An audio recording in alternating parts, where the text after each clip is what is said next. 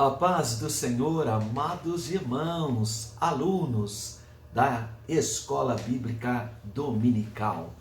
Aula de número 6, expressando palavras honestas. 8 de maio. 8 de maio é Dia das Mães, então parabéns a todas as mães. Deus continue dando graça, saúde, bênção e vitória, segundo domingo do mês de maio, não é? O nosso texto áureo está em Mateus, capítulo 5, versículo 37. Seja, porém, o vosso falar sim, sim, não, não, porque o que passa disso é de procedência maligna. E a nossa verdade prática declara: fazer um juramento ou uma promessa é algo muito sério. Por isso, o cristão deve cuidar para não comprometer ou não prometer ou votar aquilo que não vai ter condições de cumprir. Então, essa é a nossa verdade prática da nossa lição. Nossa leitura bíblica em classe está em Mateus, capítulo 5, versículos 33 a 37. E o nosso comentário, a reflexão que a gente faz sempre no início da lição, está em Mateus 5,37. Vamos então pensar nessa palavra do Senhor Jesus. A repetição da palavra sim, sim e não, não é a confirmação ou não da verdade. Ou é isso ou é aquilo. Por isso, sim, sim ou não, não. É a contraposição. Essa é a ideia. Ou é isso ou é aquilo. Você não pode ficar, faz uma coisa, fala uma coisa, desfaz lá e fala. Não pode, isso não é uma coisa correta. Então, quando ele diz seja sim ou seja não, ele está falando sobre a honestidade do indivíduo. Nós, como seres humanos, temos que ter palavra, ter postura. A garantia da honestidade, né? Provavelmente, então, a ideia aqui é insistir que tal honestidade deve ser inspirada pela consciência da presença de Deus.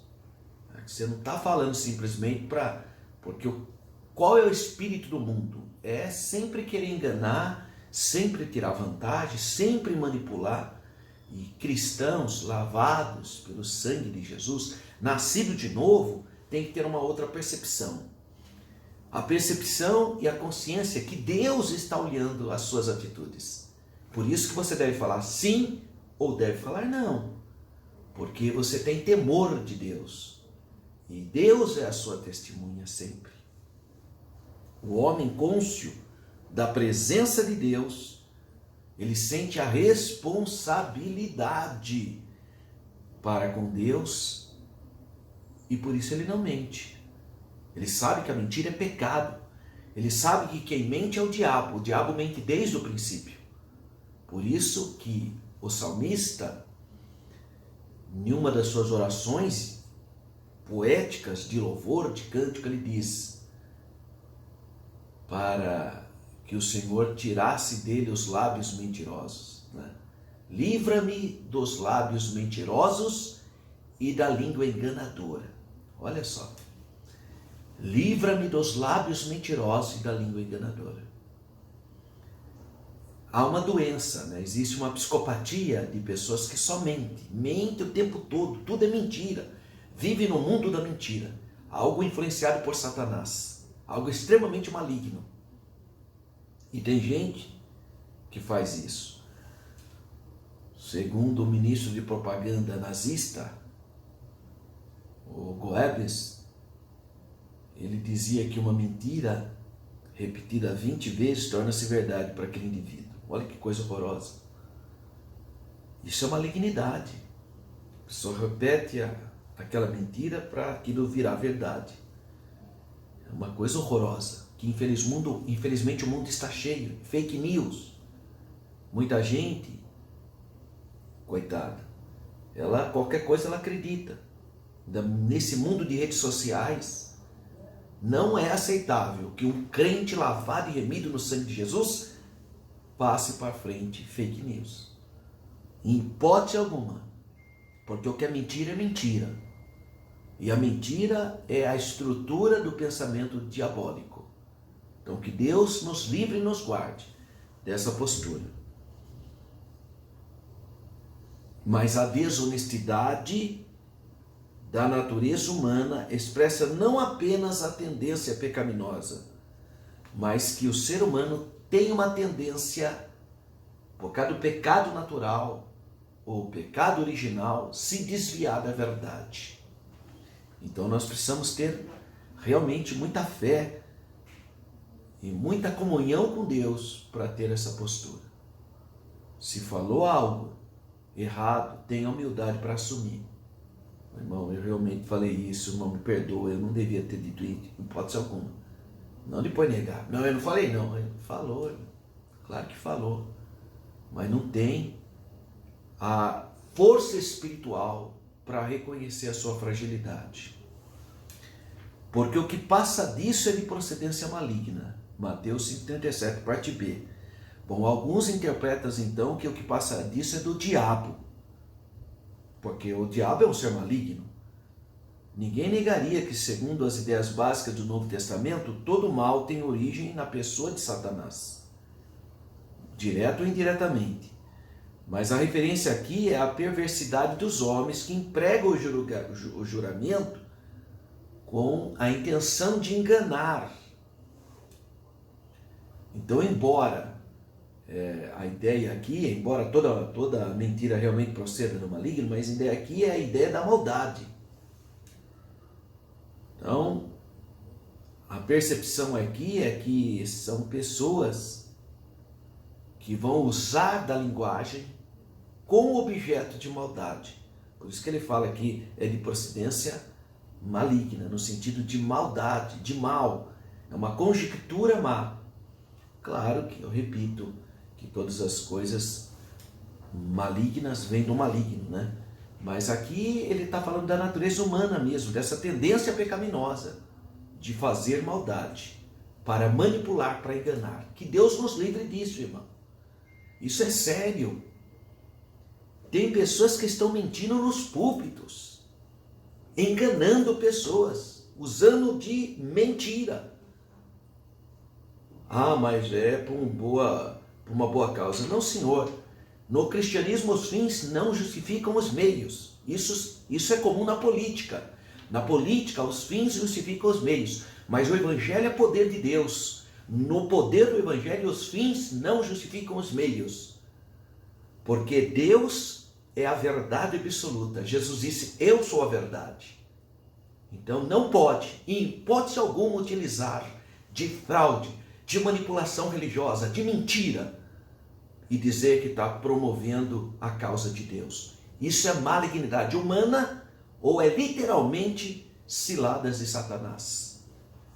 Então esse versículo, ele é muito importante para a nossa reflexão. Seja, porém, o vosso falar sim, sim, não, não. Porque o que passa disso é de procedência maligna. Agora veja, o que você tem que compreender, não é que você, a partir de hoje, então, tudo vai ser sim ou não. Aí a pessoa pergunta, não, sim, não é isso. A pessoa já não entendeu nada de novo, né? Porque tem gente que tem uma dificuldade, irmão, de entender as coisas. Que ele está dizendo aqui que você tem que ser sincero no que você diz. Quando falo sim e quando falo não. Você tem que ser sincero. Isso não significa que você não pode dar as suas explicações. Está tudo bem, mas desde que seja sim ou não. Ou seja a verdade expressa. Porque se você começar a enrolar, começar a inventar coisa, você está caminhando e dando oportunidade para a malignidade do pecado original operar. Para que seja algo proveniente, então, da manipulação humana, ou seja, da natureza pecaminosa do homem. E, em muitos casos, também da própria malignidade mesmo, como um laço de Satanás, né? Então, uma coisa não exclui a outra. Primeiro, não devemos jurar nem pelos céus, nem pela terra. Então, aqui tem a questão da lei do juramento. Bom, a lei mosaica enfatizou a natureza obrigatória dos juramentos. Está lá em Números capítulo 30, versículo 2. E também ela decreta o castigo para o perjuro, aquele que faz juramento falso. Então você vê lá em Deuteronômio capítulo 19, por exemplo. O falso juramento de uma pessoa é uma falsa afirmação com relação a uma promessa ou a alguma coisa encontrada. Então, o falso juramento, infelizmente, sempre esteve presente na história humana. Se você acompanhar a bibliografia de grandes políticos, grandes homens, filósofos, você sempre vai encontrar problemas dessa natureza, porque está na natureza humana. E a lei vai então enfatizar a responsabilidade que tem que ter no juramento, na afirmação, na declaração da verdade. E a Bíblia, ela é radical nesse aspecto. O povo de Israel não podia mencionar nenhum outro nome, a não ser mesmo a responsabilidade diante do Deus vivo. O propósito da lei e do juramento. O propósito da lei e do juramento. O propósito, então, ele é benéfico. O objetivo é apontar para a verdade, reafirmar a verdade.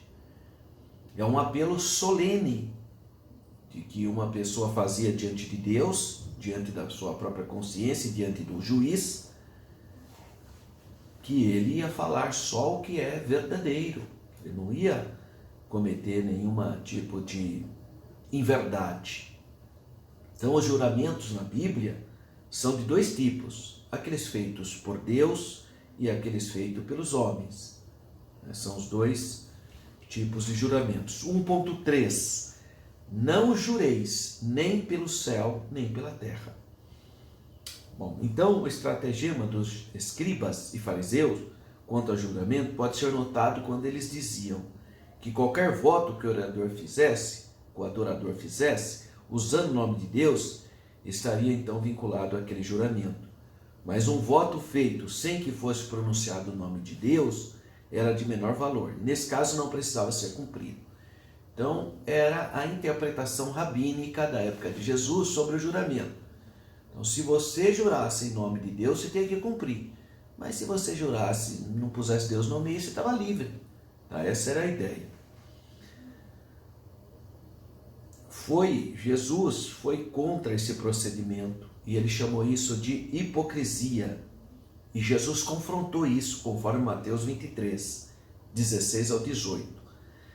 Essa classificação feita pelos escribas e fariseus entre votos obrigatórios e votos não obrigatórios não tinha base na palavra de Deus. Isso é invencionice humana. De novo, é uma tentativa de sair sem culpa de situações embaraçosas. Para Jesus, quem jurasse pelo céu teria de cumprir seu juramento. Então, não jurei por Deus, jurei pelo céu. Sim, mas quem que é o céu? Está o escabelo dos seus pés, né? Está o trono de Deus. Então não adiantava nada. Tá? E então eles achavam que jurando pela terra não teria problema, jurando pelo céu não teria problema. Agora jurar em nome de Deus não pode. Jesus quebrou esse conceito, falou: não, o céu está o trono de Deus, a terra é o escabelo dos seus pés. Então não pode jurar nem pelos céus nem pela terra. A conclusão é que qualquer juramento feito usando alguns desses elementos teria de ser cumprido. Tem essa de que eu não falei o nome de Deus, então eu estou livre desse juramento. Não. Por isso que ele fala sim, sim, não, não. Não vem com dissimulação ou manipulação linguística filosófica. 2. Nossas palavras devem ser sim e não. Então, 2.1. Como deve ser o nosso falar? O nosso proceder?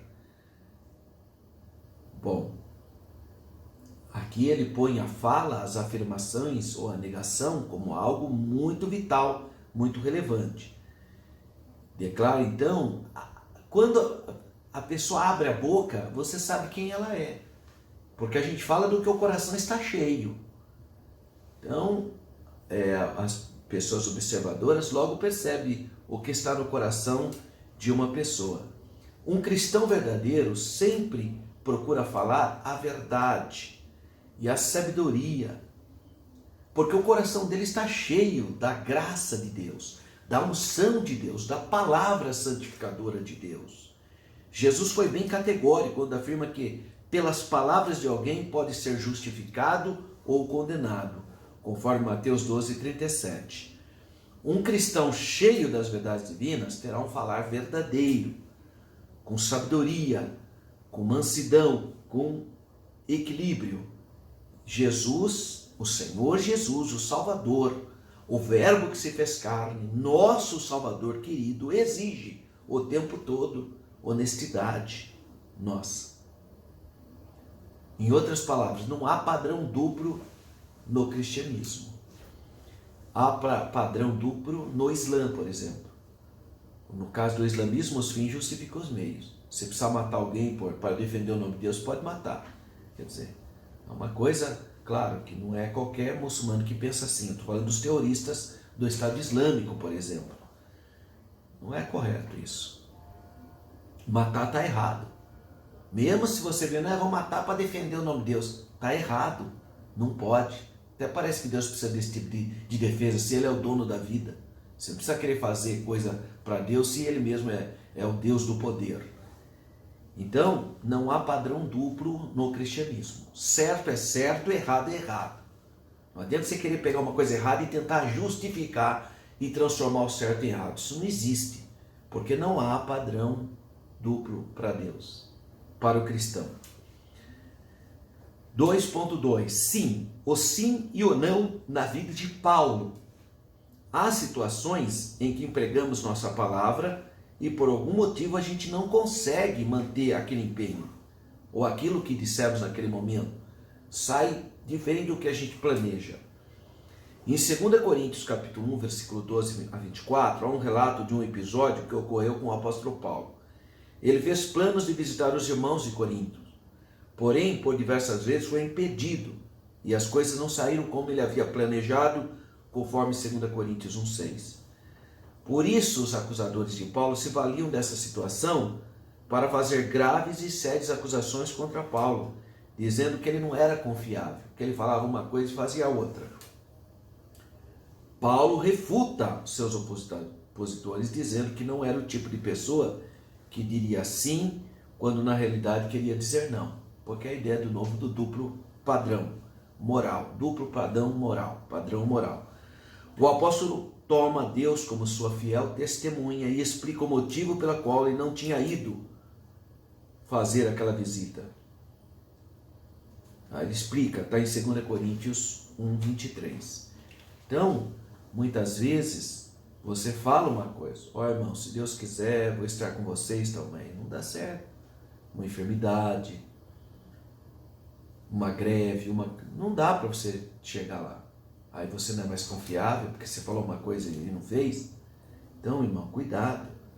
Então, meus irmãos, nós temos que compreender que toda regra é uma exceção. Isso todo mundo sabe. Então, regra geral, eu vou, mas pode ter uma exceção. E aí impede da pessoa realizar aquele propósito. Foi o que aconteceu com o apóstolo Paulo. O apóstolo toma Deus como sua testemunha. Olha que coisa. E explica o motivo pelo qual não tinha ido fazer aquela visita. Então não foi que ele não quis, que ele é irresponsável, que ele falou só para agradar os irmãos e depois acabou não indo mais. Não é isso, irmão. Ele teve motivos e ele vai explicar isso para os irmãos.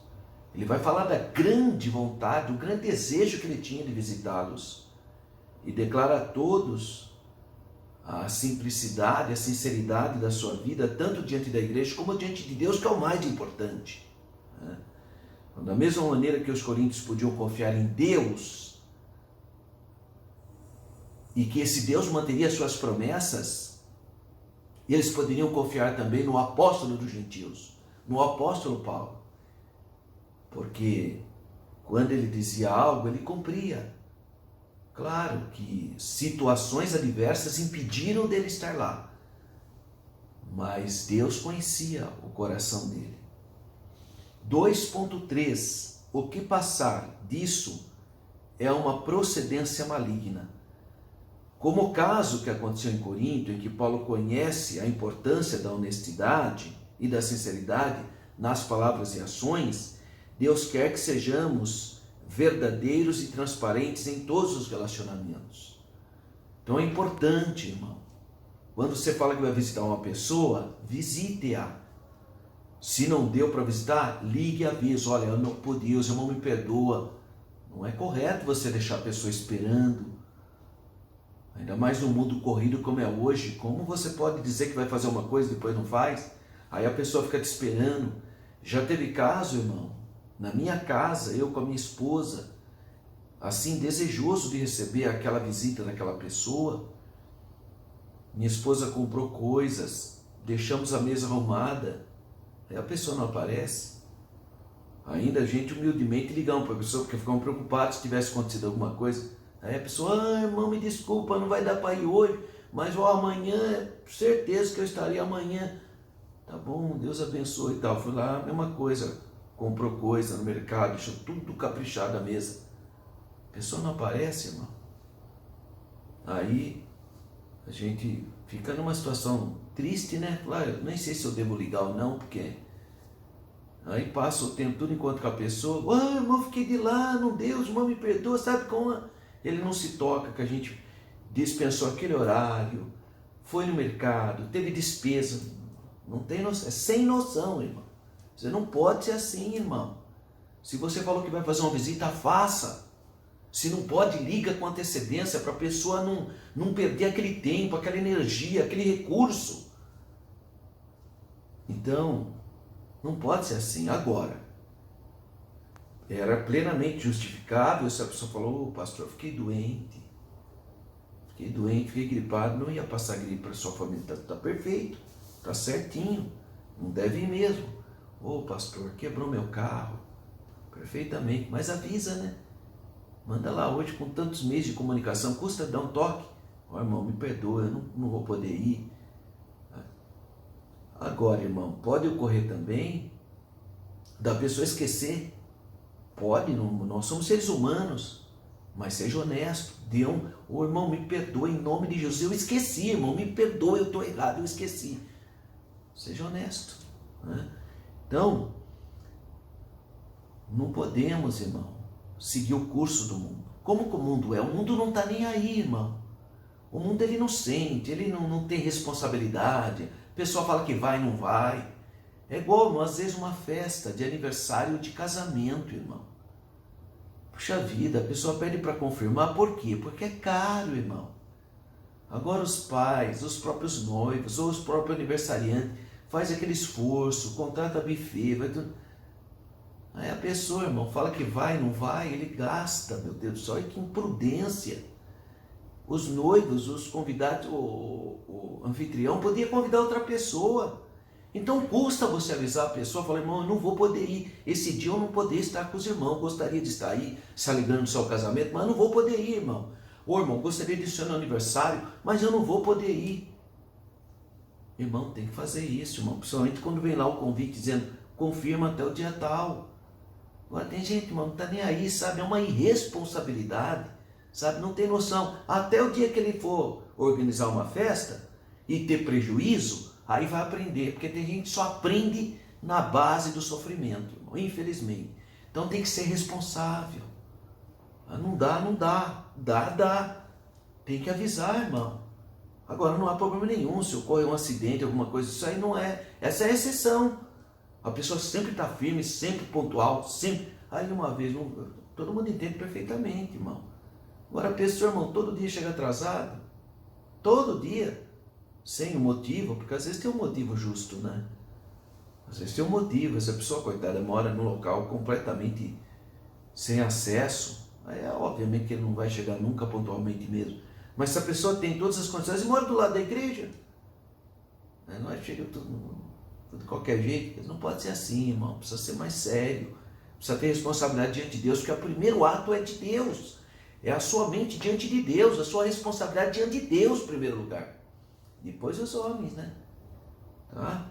Então, se não for assim, a gente vai rebaixar, passando a divulgar rumores, fofoca, a falar, disseram, irresponsabilidade, irmão. Como que um crente passa uma fake news para frente, nem foi examinar, nem viu, nem conversou, nem dialogou, já vai passando só porque ele gosta daquilo? Ele quer que aquilo seja verdade? Porque tem gente, irmão, que quer que uma mentira seja verdade porque aquela mentira beneficia ele, a cabeça dele, a mentalidade dele. Isso é pecado, irmão. Não pode ser assim. Deus deu inteligência, Deus te deu meios e condições. Então não divulga fake news, nunca faça isso. 3. Honestidade com nossas palavras. 3.1 Palavras honestas. Honestidade é uma virtude de alguém que procede corretamente, o justo. É a honestidade, do hebraico yashar. Yashar significa correto, reto. Olha só o caso de Jó. Jó inicia lá em Jó, capítulo 1, versículo 8. Um homem justo, um homem honesto, um homem correto, meu servo Jó. Em Atos temos a descrição de Cornélio, outro homem honesto, reto. Era pagão, não era pagão, né? Porque ele era já uma espécie de prosélito, era temente, a Bíblia fala dos tementes. Ele conhecia as coisas de Deus, mas não tinha aquela experiência com o Senhor Jesus, mas era um homem piedoso, estava lá orando, entregando suas esmolas, sendo um piedoso. E a Bíblia fala que era um homem correto, ele era da guarda italiana, centurião. Aquele que tem o viver reto, honesto, jamais permitirá que saia da sua boca palavras mentirosas e enganadoras. Jesus disse, irmão, que a gente fala do que o coração está cheio. Então, quando uma pessoa abre a boca e fala, você sabe se o coração dela está cheio do Espírito Santo ou cheio de carnalidade, pelo que ela fala. 3.2 É possível ser honesto com nossas palavras nesse mundo? Claro, tem que ser, porque nós temos que ser luz do mundo e sal da terra. A segunda lição que nós estudamos, a lição de número 2, luz do mundo e sal da terra. Não tem essa, irmão. Irmão, eu falei uma mentirinha, escapou. Escapou é? Jesus disse que a gente fala do que o coração está cheio, então não escapou coisa nenhuma. Por isso você tem que vigiar. Até lembrei aqui de uma história que eu já ouvi várias vezes, não sei se é verdade, mas era uma história interessante. Diz que 3 obreiros estavam juntos aí, tomando um cafezinho, e um irmão falou, ô irmão, eu vou confessar uma fraquezinha da minha parte, é que eu gosto de tomar uma pinguinha, irmão, antes de comer a comida, sabe, para abrir o apetite, eu tomo uma pinguinha, eu tenho essa fraqueza. Aí o outro pastor falou, pô irmão, já que o senhor está contando que o senhor tem essa fraquezinha, eu também vou contar a fraquezinha que eu tenho, irmão. Então, irmão, eu também tenho uma fraqueza, irmão. Às vezes eu nem vou no culto por causa de jogo de futebol, irmão. Eu sou tão assim, fanático quando jogo meu time, que muitas vezes eu nem fui no culto por causa de ficar assistindo o jogo de futebol.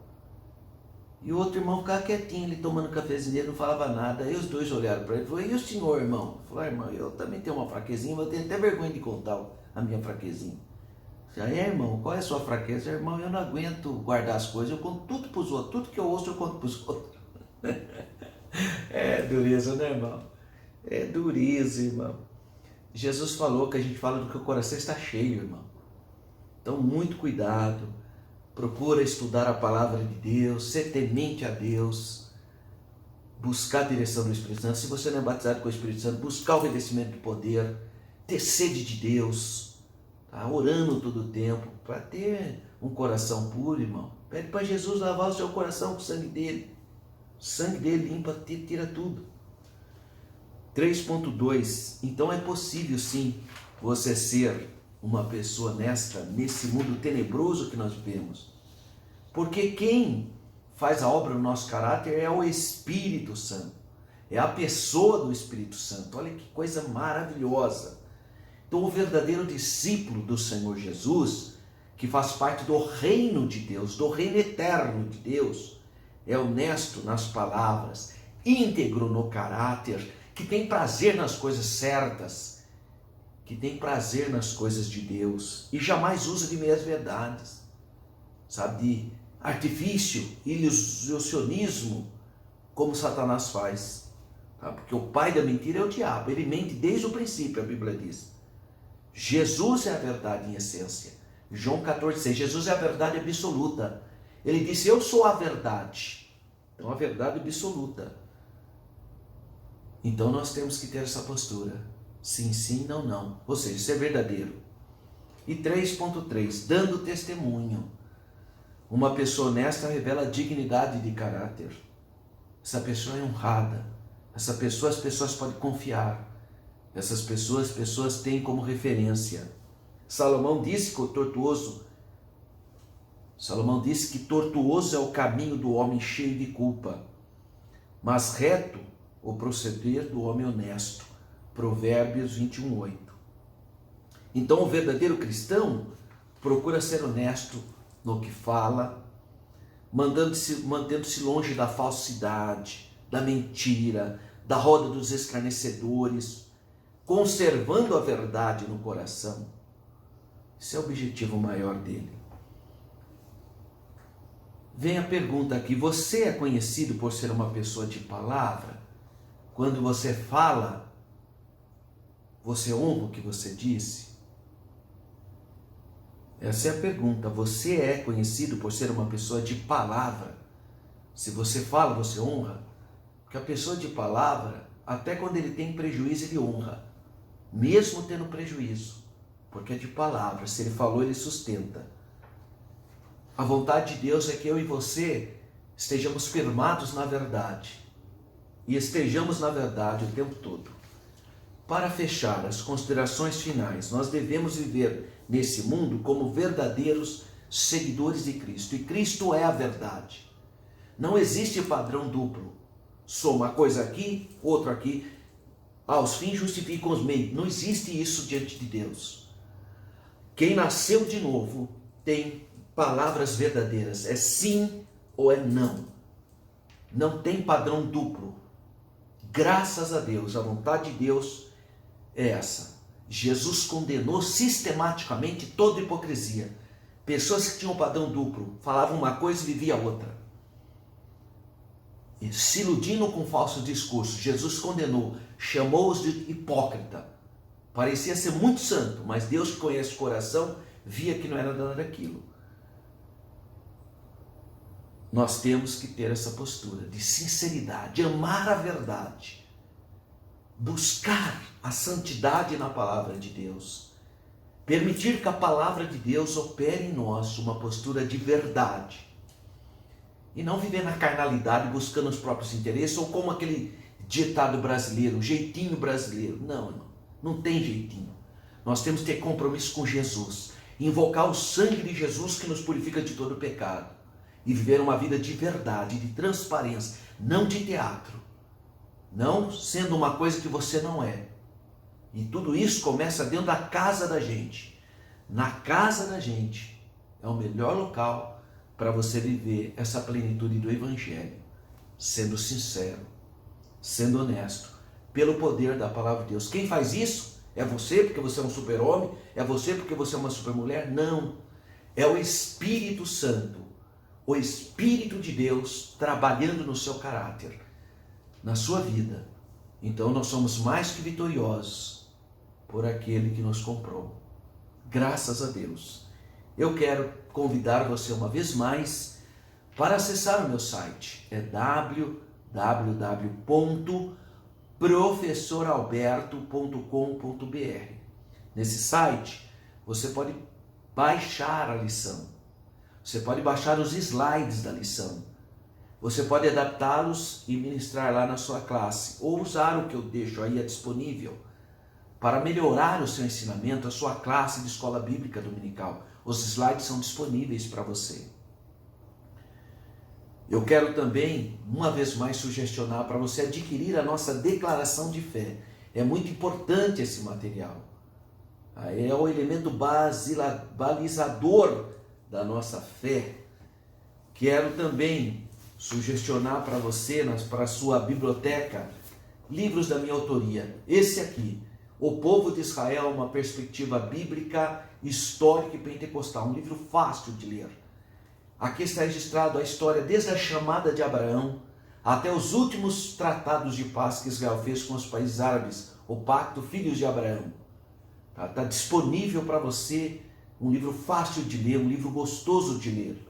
E um livro mais árido, mais difícil, porque é um livro, meu trabalho de mestrado na Universidade de Mackenzie. Jerusalém no imaginário religioso, do judaísmo ao pentecostalismo. Você pode adquirir esse material entrando em contato conosco. E também eu quero fazer o convite para você fazer parte da 6ª caravana do professor Alberto para Israel, só Israel, 9 dias. Pensa numa viagem abençoada, um curso teológico. Se você tem recursos econômicos, se você tem condições financeiras, faça um investimento em você. São apenas 9 dias, só Israel, última quinzena do mês de novembro, 16 a 24 de novembro de 2023. Não é esse ano não, é de 2023. Você tem basicamente 18 meses para fazer o pagamento. Então entre em contato, aí estão os números. Fala que você quer viajar no grupo do professor Alberto. Vai ser uma bênção. Tudo incluso, passagem aérea, hospedagem, alimentação, exceto o almoço, porque cada dia a gente está no local. Invista em você. $3.390. Você vai pagar de acordo com o valor do dólar naquele momento. Faça um investimento para você. Vai ser bênção. E eu quero convidar você que quer estudar na escola teológica. Nós temos bons cursos disponíveis também. Este ADEC, a Escola Teológica da Assembleia de Deus de Campinas. Você é bem-vindo. Que Deus continue abençoando a sua vida. Fique na paz do Senhor. Amém.